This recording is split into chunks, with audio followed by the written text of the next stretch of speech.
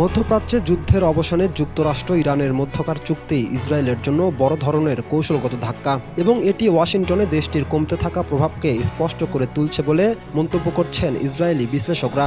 সোমবার সকালের দিকে পাকিস্তানে ঘোষণা দেওয়া এই চুক্তি এখনও অসম্পূর্ণ এবং আগামী ৬০ দিনের মধ্যে এটি চূড়ান্ত হবে বলে প্রত্যাশা করা হচ্ছে। তবে এই চুক্তির প্রাথমিক রূপরেখা ইতিমধ্যেই ইসরায়েলিদের মাঝে গভীর উদ্বেগ তৈরি করেছে।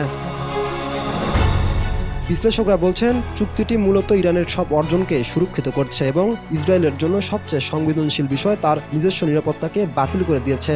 ইসরায়েলি সাবেক এক কর্মকর্তা বলেছেন, এর অর্থ হল যুক্তরাষ্ট্র ইরান চুক্তি ইসরায়েল রাষ্ট্রের জন্য রাজনৈতিক ও নিরাপত্তা সংক্রান্ত বিপর্যয় ছাড়া কিছুই নয়।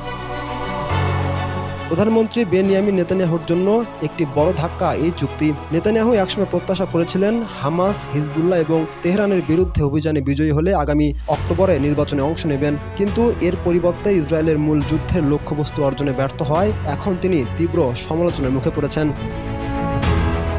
গত ২৮ ফেব্রুয়ারি ইরানের বিরুদ্ধে যৌথ সামরিক অভিযান শুরু করেছিল যুক্তরাষ্ট্র ও ইসরায়েল। সে সময় নেতানিয়াহু ইসলামী প্রজাতন্ত্রের ক্ষমতাসীন সরকারকে উৎখাত এবং দেশটির পারমাণবিক ও ব্যালিস্টিক ক্ষেপণাস্ত্র কর্মসূচি নস্যাৎ করার কথা জানিয়েছিলেন। ইরানের বর্তমান সরকার ও পারমাণবিক কর্মসূচিকে ইসরায়েলের অস্তিত্বের জন্য বড় ধরনের হুমকি হিসাবে অভিহিত করেছিলেন তিনি।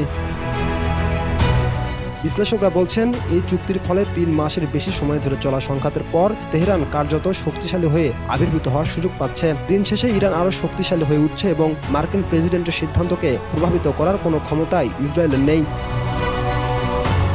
এই চুক্তির বিষয়ে ইসরায়েলি প্রধানমন্ত্রী এখন পর্যন্ত জনসমক্ষে কোনো প্রতিক্রিয়া জানাননি। তার জোটের মিত্র ও জাতীয় নিরাপত্তা মন্ত্রী ইতামার বেন গভির ইতিমধ্যে ইরান যুক্তরাষ্ট্র চুক্তি প্রত্যাখ্যান করে বলেছেন, ইসরায়েল এই চুক্তি মানতে বাধ্য নয়। রাকিব হাসান, ইত্তেফাক নিউজ।